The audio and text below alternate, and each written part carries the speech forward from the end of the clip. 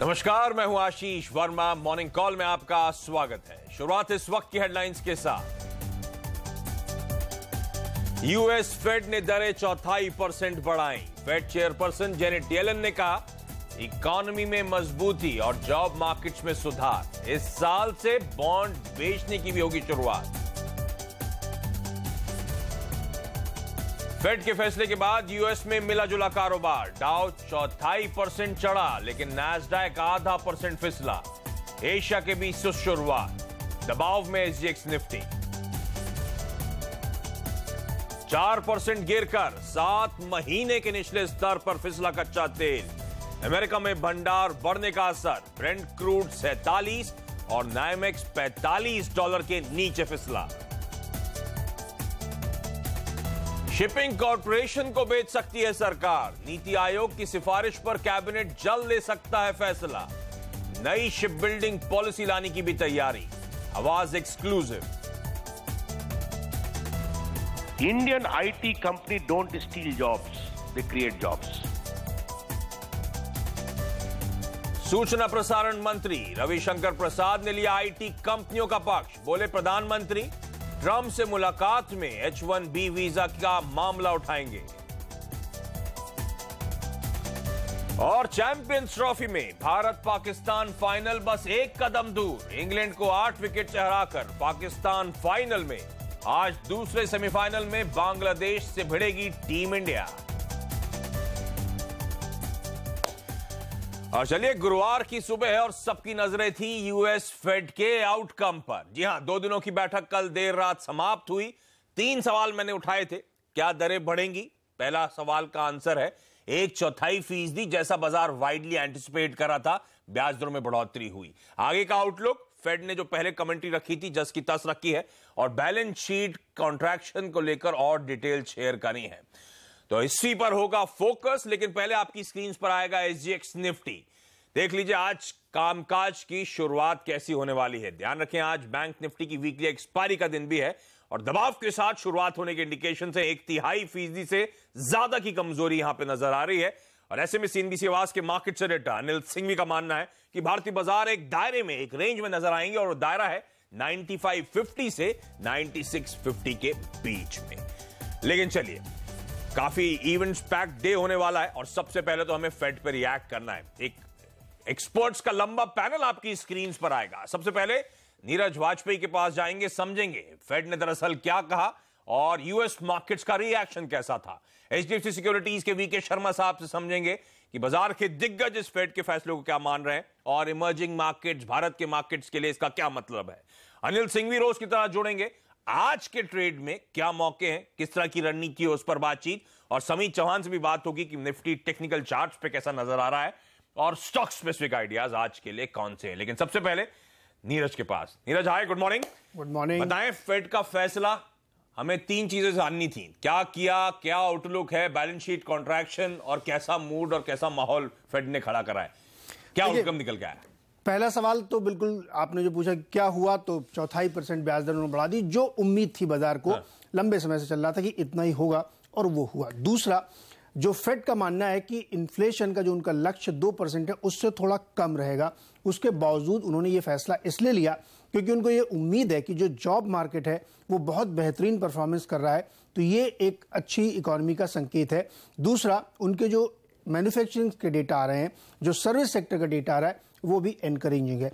तो इकोनॉमी में मजबूती को देखते हुए भले भी इन्फ्लेशन उस लक्ष्य तक नहीं पहुंच रहा है, उन्होंने ये एक फैसला लिया। दूसरा, उन्होंने कहा कि जो $4.3 ट्रिलियन के बॉन्ड्स उन्होंने पहले खरीदे थे, अब धीरे धीरे उसको बेचना शुरू करेंगे और ये फैसला जल्द हो सकता है, यानी बहुत जल्दी इसकी शुरुआत कर दी जाएगी, क्योंकि अपनी बैलेंस शीट को वो छोटा करना चाहते हैं, बेचना चाहते हैं। दूसरा ये किया। तीसरा, उन्होंने ये कहा कि इस साल एक हाइक और हो सकती है, वो वर्षांत तक हो सकती है, जो उनकी नवंबर-दिसंबर की मीटिंग हो सकती है। तो जो 4 का अनुमान लगाया जा रहा है वो नहीं होगा। मार्च में हो चुका है, जून में हुआ है, एक हाइक और हो सकती है 0.25% की। तो ये 3 फैसले उन्होंने लिए और इकोनॉमी को लेकर के उनका नजरिया मजबूती का है, पॉजिटिव का। आइए सुन लेते हैं जेनेट येलन ने क्या कहा इस बारे में और इन्होंने क्या फैसला क्यों लिया। All that we're doing in raising rates is removing a bit of accommodation, heading toward a neutral pace. And I see that as appropriate. We're not moving so aggressively as to put a brake on continued improvement in the labor market. Okay, तो ये fade के फैसले आए हैं कल। ब्याज दरें 1/4%, जो वाइडली एंटिसिपेटेड था।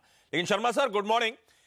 अच्छा, फेड वाइडली कह रहा है कि इस साल जो इन्फ्लेशन के एक्सपेक्टेशंस हैं वो शायद वो मिस करते हुए नजर आएंगे। उसके बावजूद जो कमेंट्री है आउटलुक को लेकर वो बदली नहीं है। अभी भी कह रहे हैं एक रेट हाइक बचा हुआ है। अभी भी वो कह रहे हैं बैलेंस शीट कॉन्ट्रैक्शन जो मार्केट मानता है इक्विवेलेंट है, एक रेट हाइक के बराबर ही नजर आएगा आपको। तो मार्केट इस समय फेड के सिग्नल्स को डाउट कर रहा है। क्या अननेसेसरीली हॉकिश साउंड कर रहा है आपको भी फेड? देखिए, अभी तक क्या था कि अभी तक जेनेट येलन जो डेटा बोलता था उसके हिसाब से पॉलिसी बनाती थी। मार्केट के जो डाउट्स थे वो सही हैं और मार्केट इसमें सही रहेगा, क्योंकि इस बार जब ये हाइक उन्होंने किया है या बैलेंस शीट कॉन्ट्रैक्शन की बात कर रहे हैं तो उस वक्त लगातार चौथे महीने इन्फ्लेशन घटा है। तो घटते हुए दौर के अंदर और लगातार जो डेटा 4 महीने से ऐसा हो रहा है, आप अभी भी हॉकिश साउंड कर रहे हो, तो आप कहीं भी लगता है कि आप लीक से हट गए हो। मार्केट इस बात को पूरी तरह से मानता है और मैं ये मानता हूं कि इक्विटी मार्केट के मुकाबले जो बॉन्ड मार्केट हैं वो सही होते हैं और वो बॉन्ड मार्केट्स ने दिखाया है कि यील्ड वहां पे घटी है। तो अगर यील्ड घटी है तो इंटरेस्ट रेट बढ़ने की आशंकाएं तो है ही नहीं।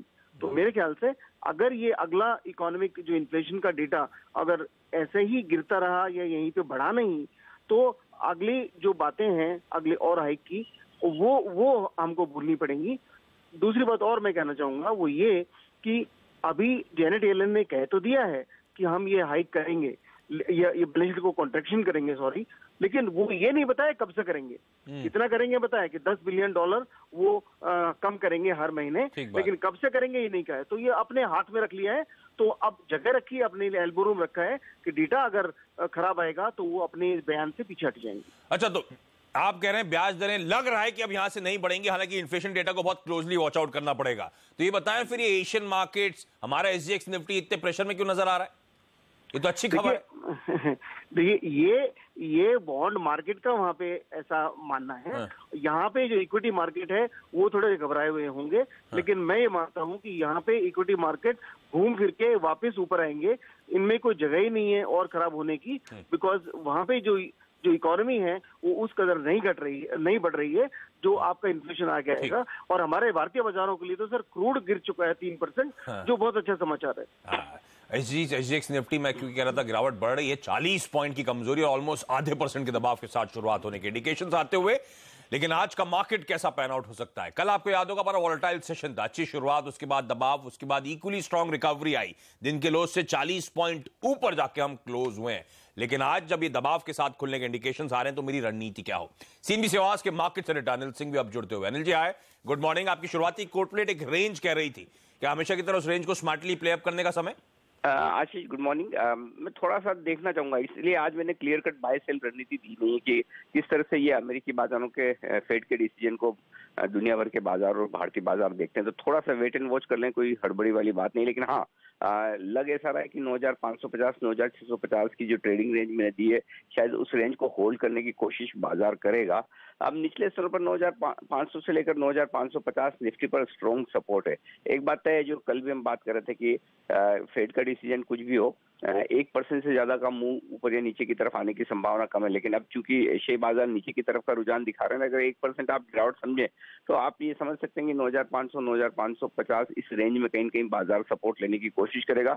और हाईएस्ट ओपन इंटरेस्ट भी पुट में 9500 पर बना हुआ है, तो मुझे लगता है कि वो आसानी से नहीं टूटेगा। हाँ, पिछले 2 सेशन से जो आंकड़े दिख रहे हैं वो एक बात की ओर साफ इशारा कर रहे हैं कि भले हम 2 दिनों में दिन के दौरान ऊपर जाते हैं, लेकिन वहां पर तेजी की पोजीशन कम होती हुई दिख रही है। तो ऊपरी स्तर पर टिकना भी बाजार के लिए थोड़ा सा मुश्किल हो रहा है। तो मुझे लगता है वेट एंड वॉच वाला मामला रखें। आज देखें 9500 के आसपास बाजार अगर सपोर्ट लेता है और लेगा भी, तो वहां पर थोड़ी खरीदारी करनी चाहिए। तो कमजोर शुरुआत हो उसके बाद इंतजार कर लें, या तो 9550 के आसपास खरीदें या फिर थोड़ा और नीचे में ले तो बेहतर है। ऊपरी स्तरों पर 9600 निर्णायक लेवल है आज, और किसी भी सूरत में 9650 के पार जाने की संभावनाएं तो कमी दिख रही है, तो ऊपरी स्तरों पर प्रॉफिट बुकिंग भी आती दिखेगी। और साथ ही बैंक निफ्टी के लिए आज वीकली एक्सपायरी का भी दिन है, लेकिन बैंक निफ्टी पर 22,200 22,300 मजबूत सपोर्ट नजर आ रहा है। तो वर्स्ट केस सिनेरियो में भी आप उसके नीचे एक्सपायरी होते नहीं देखेंगे, और ऊपरी स्तरों पर 22,600 के आसपास लगातार प्रॉफिट, माफ कीजिएगा ये सब 23,200 23,300 लेवल नीचे और 23,600 के आसपास प्रॉफिट बुकिंग आती हुई दिखेगी। तो थोड़ा वेट एंड वॉच वाला मामला रखते हैं। ठीक बात, तो वेट एंड वॉच करें और यहां से देखें। वैसे अभी समय है भारतीय बाजार खुलने में, एसजीएक्स निफ्टी जो प्रेशर बना रहा है, वेट एंड वॉच के मूड में रहे, उसके बाद फैसला लिया जाएगा। तो अनिल क्लैरिफाई करते हुए नजर आएंगे जब 8 सवा 8 बजे अनिल और हेमंत बातचीत करेंगे मार्केट काउंटडाउन में। लेकिन नीरज, कंफ्यूज मेरे ख्याल से कल यूएस मार्केट भी था, शुरुआत में प्रेशर फिर रिकवरी, हालांकि डाउ अब तक के रिकॉर्ड उच्चतम स्तरों पर जरूर जाके क्लोज हुआ है। वहां पे क्या मूड था, वहां पे किस तरह का रिएक्शन था, क्या चल रहा है?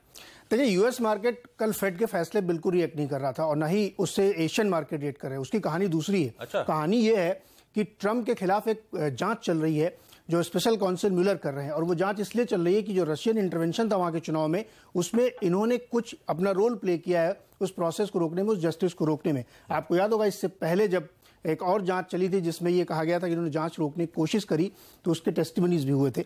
वो सारे मिला के ये जो जांच चल रही, इससे मार्केट घबराया हुआ है, इसीलिए वहां पे अब ज्यादा प्रेशर देखने को मिल रहा है। फेड का फिलहाल इस गिरावट या इस मूवमेंट से कोई लेना देना नहीं है, असली खेल वहां पे ये है। और क्रूड इसलिए गिर रहा है कि अब $30 की बातें होने लगी हैं, क्योंकि जो अमेरिकन रिफाइनरी है वहां का आउटपुट जबरदस्त तरीके से बढ़ रहा है। तो एक डिफरेंट टेंजेंट पे मार्केट जा रहा है।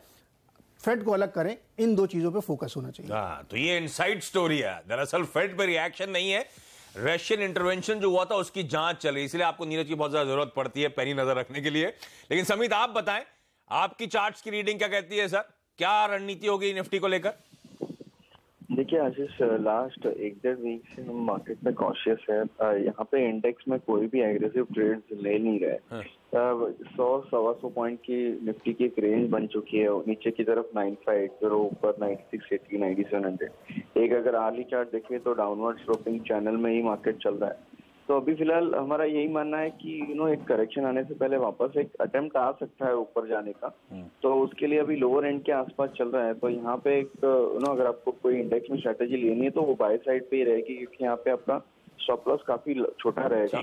95-70 एक क्लोजिंग बेसिस पे स्टॉप लॉस रख के एक छोटे से बाउंस के लिए आप एक्सपेक्ट कर सकते हो 96-70 96-80 के लिए। ओके, नीरज जी, शर्मा जी, अनिल जी, आप दोनों का, आप तीनों का धन्यवाद। आप बहुत मैक्रो हो चुका है। समित ने भी अपनी निफ्टी की स्ट्रैटेजी दी, खरीदारी करने के मौके हैं, लेकिन समित आप स्टॉक स्पेसिफिक आइडियाज पे फोकस, काम की बात। आप बताएं आपके आज की trading ideas. 2 stocks long side पे ही रहेंगे। पहला टाटा ग्लोबल जो कल एक मार्केट कंसोलिडेट कर रहा था फिर भी ये आउट परफॉर्म कर रहा था, तो इसमें बाइंग की सलाह होगी with stop loss of 154, target 165 होगा। और दूसरा M&M फाइनेंस होगा जो लास्ट 7-8 दिनों से कंटिन्यूसली गिर रहा है, बट कल एक अच्छे खासे सपोर्ट लेवल से उसने रिकवरी दी है सेकंड हाफ में, तो वो एक एनकरेजिंग साइन है और हमें लग रहा है कि उसमें और बाउंस बैक हम देख सकते हैं। सो इसमें अराउंड 370 के टारगेट के लिए यहाँ पे खरीदारी की जा सकती है with stop loss of 339।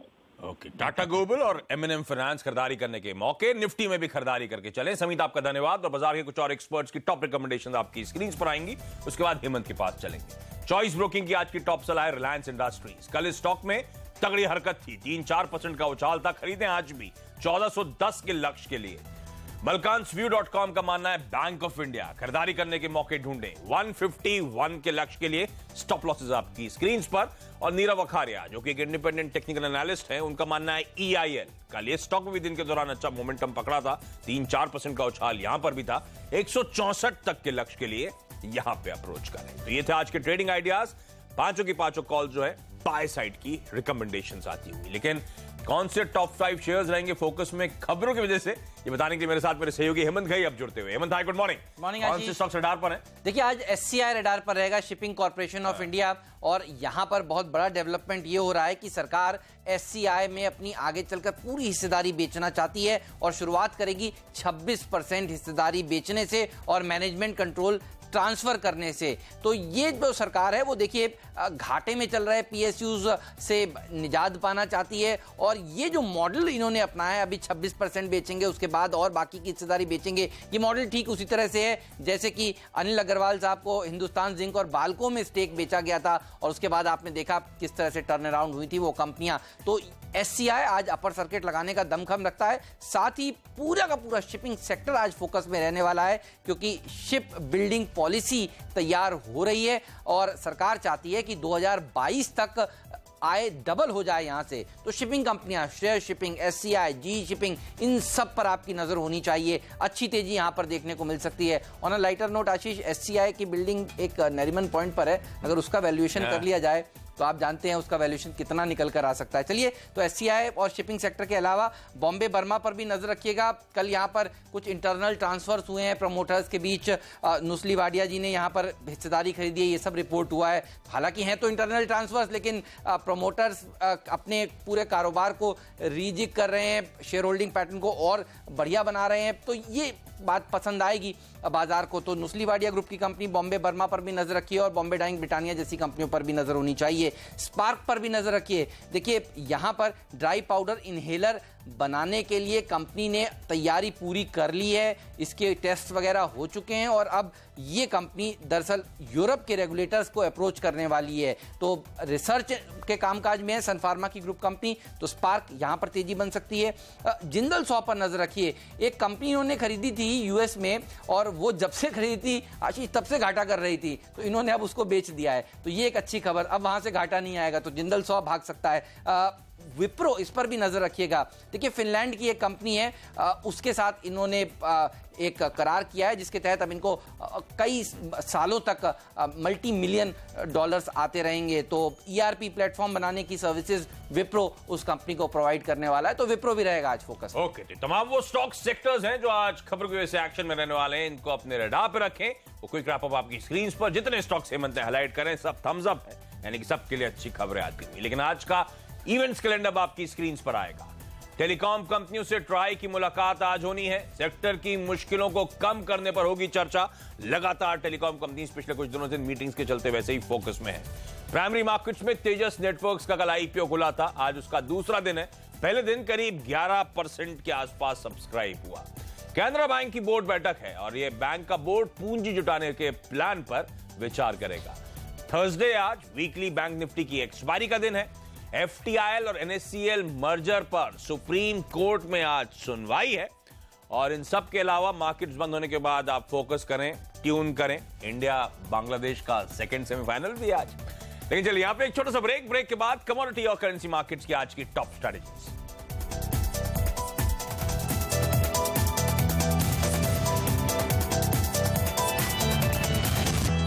Break के बाद आपका स्वागत है। और कच्चा तेल और बुलियन दोनों आज फोकस में। कच्चे तेल ध्यान रखें अपने 7 महीनों के निचले स्तरों के आसपास कामकाज करता हुआ, क्योंकि ग्लोबल इन्वेंट्री जो लगातार पाइल अप हो रही, बढ़ रही है, उसका दबाव देखने को मिल रहा है। और डाउट सब मार्केट्स में कि ओपेक का जो प्रोडक्शन कट प्लान इंप्लीमेंट करना है उसको लेकर, इसीलिए आप कच्चे तेल में दबाव देख रहे हो। नीरज हाईलाइट करके गए किस तरह से प्रेशर एंटिसिपेटेड है, कुछ रिपोर्ट जो सजेस्ट कर रही हैं। तो कच्चे तेल में कल दबाव के साथ कामकाज हुआ। दूसरी तरफ बुलियन मार्केट इसलिए फोकस में है क्योंकि फेड के थोड़े कंफ्यूजिंग सिग्नल आते हुए ब्याज दरें बढ़ी हैं, जो बुलियन के लिए खराब खबर है। ऐसे में एसएमसी कॉमट्रेड की वंदना भारती की कॉल है, आपकी स्क्रीन पर आएगी। उनका मानना है कि सोना और चांदी दोनों में बिकवाली करने के मौके ढूंढने चाहिए। सोने में 28,900 के स्तरों पर बिकवाली इनिशिएट करें, 28,650 के लक्ष्य के लिए। स्टॉप लॉसेस आपकी स्क्रीन पर। और लाइकवाइज चांदी में भी बेच के चले, 39,100 के लेवल्स पे सेल इनिशिएट करें, 38,600 के लक्ष्य के लिए। तो सोने और चांदी दोनों में आज बेचने के मौके होंगे। लेकिन यहां पे एक छोटा सा ब्रेक के बाद ब्रोकरेज हाउसेस के रडार पर क्या है ये बताऊंगा।